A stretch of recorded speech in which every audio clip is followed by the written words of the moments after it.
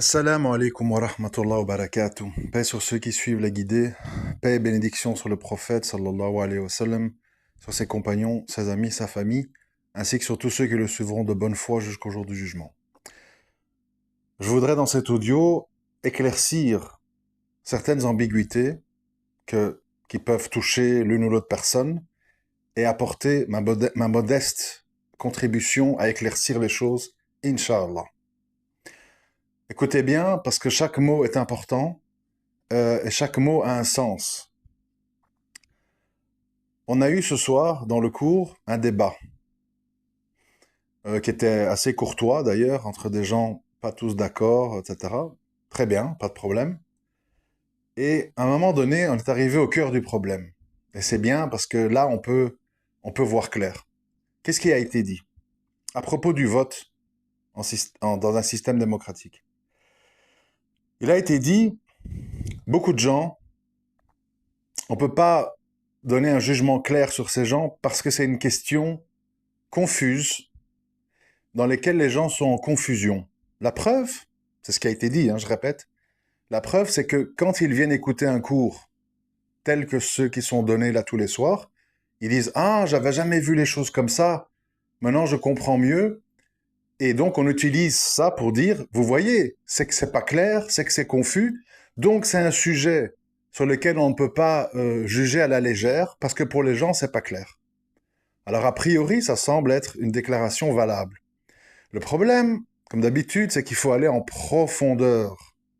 Il faut aller à la racine du problème et ne pas rester sur les branches. La racine, c'est quoi? Si on est honnête, c'est de dire, c'est de se dire, c'est de nous dire, qu'est-ce qui fait que vous et moi, et peut-être vos frères et sœurs, vos parents, qu'est-ce qui fait que pour les gens, c'est confus? C'est ça la question intéressante. Pas de dire, de faire le constat. Ah, c'est confus. Donc comme c'est confus, on ne peut pas faire un jugement tranchant là-dessus. La preuve, c'est que les gens, quand on leur explique, ils sont tout étonnés. Donc ça montre bien que c'était pas clair pour eux. D'accord? Mais la question qu'il faut vraiment se poser, et là ça devient évidemment un peu plus intéressant, c'est de se dire, qui a mis ces gens dans la confusion? Qui a mis ces gens dans la confusion? Ah, là on va devoir sortir des noms qu'on n'a pas envie de sortir. C'est l'imam de votre mosquée qui vous a dit « Celui qui ne vote pas, il a trahi la Oumma ». C'est savant, c'est cher XYZ, grande barbe, musc, 20 ans de Médine, arabe par cœur, Coran par cœur, qui dit « C'est une maslaha ». Alors évidemment, quand on entend ça, on comprend que le petit musulman lambda, le petit jeune, le musulman travailleur qui n'a pas le temps de beaucoup s'informer, qui écoute son imam le vendredi lui donner des directives, ou qui écoute tel ou tel cheikh sur une station télévisée, je sais pas de quel pays, c'est normal qu'il est confus. Donc, qu'est-ce qu'il faut dire si on considère, ce qui était le cas ce soir dans la discussion, si on considère que le vote est un acte de shirk, qu'est-ce qu'il faut dire à ce moment-là quand on fait ce constat-là? C'est de dire, les gens qui ont mis le petit musulman lambda dans la confusion, ce sont des gens dont il ne faut plus écouter les avis. Parce qu'ils précipitent les gens dans la confusion sur un sujet clé. Au sujet de la maslaha, je vous invite à réfléchir avec moi. Dans le cas des élections en France, on ne va pas parler des choses lointaines qu'on ne connaît pas bien, parlons de ce qu'on voit là autour de nous. Qu'est-ce qui a été dit pour qu'on dise maslaha? Il a été dit, cher, on a peur. Si c'est Marine Le Pen ou Zemmour qui passe, nos mosquées vont être fermées. On va nous renvoyer dans nos pays, terre d'islam. On n'aura plus une vie tranquille dans nos mosquées de la République. On ne pourra plus faire ceci, faire cela en France, pays majoritairement non musulman. Donc, on a tellement peur, on redoute tellement de devoir retourner dans nos terres bénites, nos terres sacrées des commandeurs des croyants et des Z 1, 2, 3, vive l'Algérie, qu'il faudrait avoir une fatwa nous disant que c'est une maslaha de voter Macron ou Mélenchon. Et c'est les mêmes gens qui vont donner ce genre d'autorisation, qui vont vous dire, dans d'autres circonstances, la hijra est obligatoire, les œuvres du croyant qui vit en terre mécréante sont suspendues, vos filles sont en danger dans les écoles, pendant X années, elles se trimballent au milieu des hommes moitié nus, etc., etc. Mais, comme vous avez peur de quitter cette terre d'infamie et d'islamophobie et de viande qui n'est pas vraiment halal et de vos filles qui peuvent pas se voiler à l'école, eh bien, on va vous autoriser à voter pour un franc-maçon islamophobe, supporter du PKK communiste et des LGBT. On va vous donner l'autorisation en vous disant que c'est une maslaha de voter pour lui. Et puis on s'étonne que les gens sont confus. On dit, ah mais les gens sont confus. Subhanallah. Ensuite, il a été dit, une parole par le responsable du salon, très intéressante, qui dit, le shirk c'est le shirk. Quand on parle du shirk majeur, du shirk évident, le shirk c'est le shirk. Mais le problème, avec nous les êtres humains, c'est que quand c'est un shirk qui nous choque, parce qu'on n'est pas habitué à ça, on va sauter sur notre chaise, on va dire Subhanallah, quelle horreur. Par exemple, si on n'est pas habitué à ce que des gens aillent voir des sorciers, qui leur font des potions, à mettre dans le café du mari, comme ça il devient un brave toutou, on dit ah, shirk, sihr, dégoûtant, pas bien, parce qu'on n'a pas l'habitude, parce qu'on est des musulmans occidentaux, et ça nous paraît très exotique. Ce qui est plus banal dans certains villages du Maroc ou d'Algérie où on trouve des cadenas dans les cimetières, des histoires. Alors là, on est d'accord, quoi. Par contre, quand c'est un shirk de notre environnement, pratiqué par nos imams, nos voisins, nos parents, nos frères et sœurs, là, on commence à dire oui, mais attends, ça devient dérangeant parce que si je dis shirk, qu'est-ce que je dois dire de ceux qui le commettent? Il y a mon père qui est là-dedans, il y a mon meilleur ami, il y a ma voisine. Qu'est-ce que je fais, moi? Je vais quand même pas faire le takfir de tout le monde ici. Et c'est pas comme ça qu'il faut raisonner, mes frères et sœurs. Le shirk, c'est le shirk. Que ce soit un shirk qui nous choque ou un shirk auquel on est habitué. L'habitude culturelle d'un acte de shirk ne n'excuse pas la gravité de celui-ci. Plus, je rajoute, la quantité de gens qui s'y adonnent ne peut pas être la source d'un jugement différent. Si maintenant dans ma famille, imaginons, tout le monde, personne ne prie, tout le monde dit c'est pas une obligation en islam, l'islam c'est dans le cœur, faut arrêter, et puis on rajoute à ça le voile, et puis riba, tout ce que vous voulez en fait. Hein.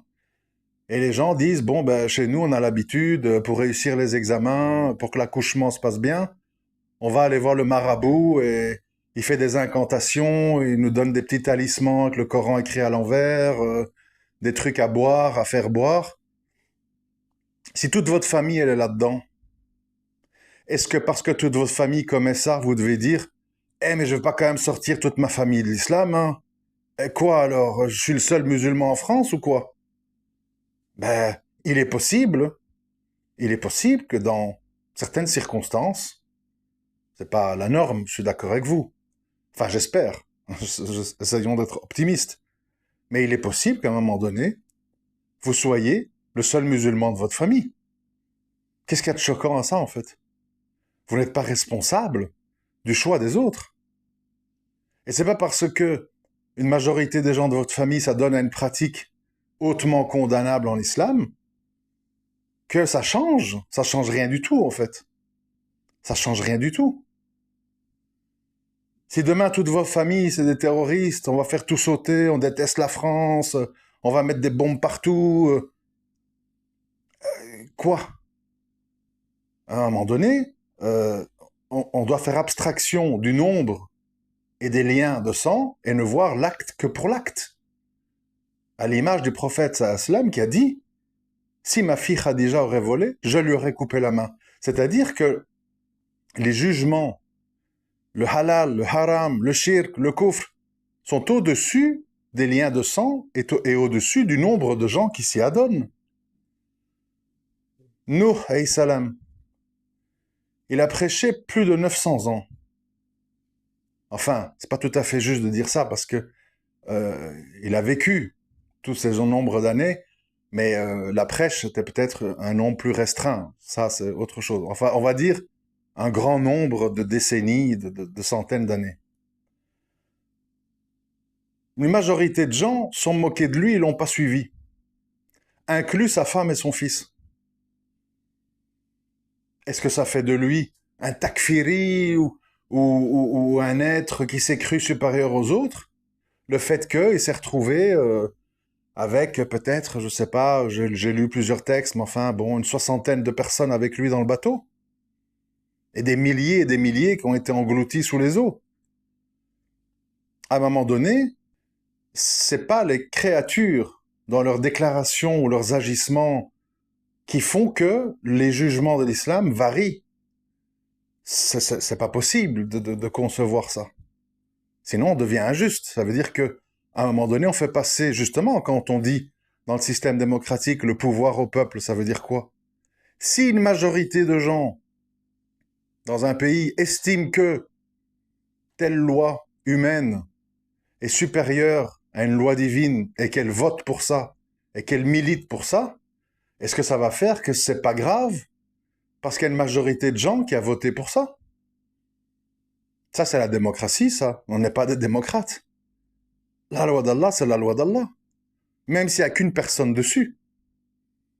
Donc, le problème auquel on fait face ici, c'est que beaucoup de gens pensent que quand on dit ça, on est orgueilleux et on prend plaisir, on jouit à l'idée d'exclure des gens de l'islam et qu'on se sent important et qu'on croit qu'il n'y a que les gens qui sont d'accord avec tout, qui sont des musulmans et que donc on ne sommes que quelques centaines dans tous les pays ou je ne sais quoi. C'est les médisances que j'entends souvent. Ça n'a rien à voir. Un musulman sincère, il demanderait pas mieux qu'un maximum de gens se repentent, qu'un maximum de gens se corrigent, qu'un maximum de gens reviennent vers Allah, qu'un maximum de gens font tauba, qu'un maximum de gens refont leur shahada parce qu'ils ont mécru ou ils ont associé Allah. Aucun musulman sincère ne souhaite pas ça. Mais aucun musulman sincère non plus souhaite avaliser et placer dans une zone de confort des gens qui encourent la colère d'Allah, si pas plus. C'est logique. Sinon, on n'est pas croyant. Sinon, on fait des calculs. Sinon, on joue au plus malin. Et on devient des espèces de tribalistes où, en fait, on ferme les yeux sur les agissements des gens parce qu'ils sont de notre sang, de notre tribu, parmi nos amis, nos familles. C'est pas comme ça que ça fonctionne. C'est pas comme ça que ça fonctionne. Et le problème aussi, et je vais conclure là-dessus pour pas être trop long, parce que je sais que quand c'est trop long, je perds des gens, c'est, comme je l'ai exprimé dans le space, à un moment donné, écoutez bien les mots, parce que ça peut être mal compris, à un moment donné, on peut pas se plaindre ou s'étonner que des gens deviennent coraniques, alors qu'on sait que le Coran, enfin que l'islam repose sur le Coran et la Sunna. Mais, si à un moment donné, on dit aux gens, écoutez bien, hein, si à un moment donné, on dit aux gens, le Coran, c'est compliqué. Le Coran, ça demande interprétation.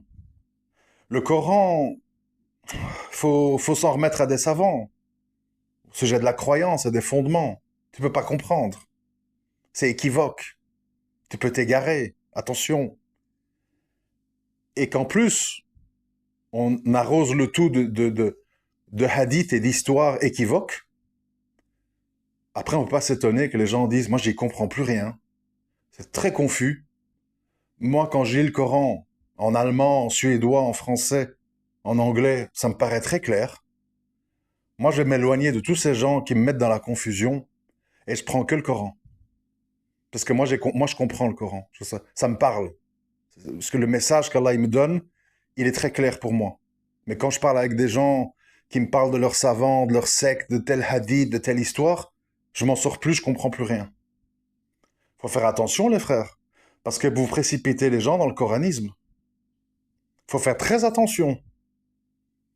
Dans le sens que, à un moment donné, quand Allah il est clair sur un sujet, et que ce sujet, il est clair pour vous, ne le rendez pas confus au nom de certains savants qui poussent à la confusion. C'est simple comme concept. Hein. Ne valisez pas la confusion sous prétexte que vous appréciez tel ou tel savant de votre secte. S'il est confus, qu'il garde sa confusion pour lui.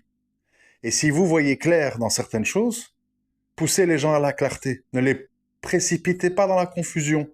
Parce que les gens, soit ils vont devenir confus, et on le sait tous, quand l'être humain ne voit pas clair, quand l'être humain ne voit pas clair sur le riba, quand il ne voit pas clair sur le shirk, quand il ne voit pas clair dans la hijra et compagnie, qu'est-ce qu'il va choisir? Le plus simple, je fais comme tout le monde. Je vais voter, j'ai ma maison à crédit, et je m'appesantis en terre de coufre. C'est ça qui va se passer, si vous êtes confus. Et si vous avalisez les savants et les imams qui poussent à la confusion. Donc à un moment donné, si vous voulez pas que les gens deviennent des gens qui basculent dans ces graves péchés ou qui deviennent coranistes parce que vous les embrouillez avec des histoires et des hadiths équivoques, il faut avoir des positions très claires. Il faut faire primer les fondements de l'islam sur les paroles de savants.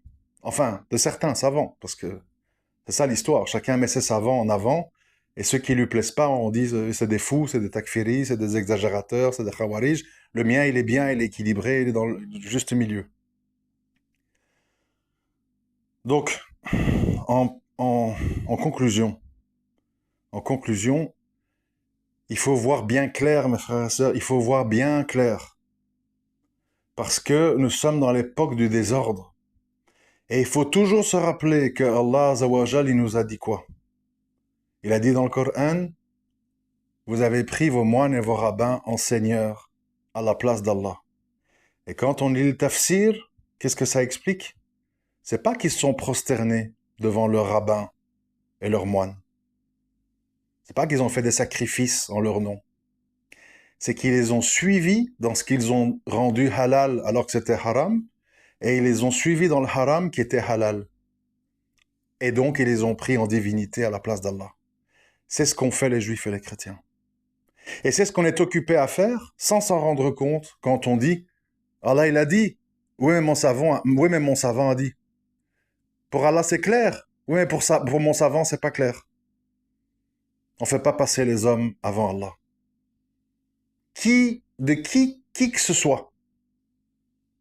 Vous voulez un exemple? Vous voulez un exemple? On va donner un exemple. Il y a deux personnes, deux figures illustres de l'islam, promis au paradis. D'accord? Quand le prophète sallam il est mort, il y a des tribus récemment converties qui n'ont plus voulu payer zakat. Ils ont dit on paye zakat au prophète sallam, on ne paye pas zakat à ceux qui prennent le pouvoir après lui. Abu Bakr a voulu lever une armée contre eux, Omar il n'a pas voulu.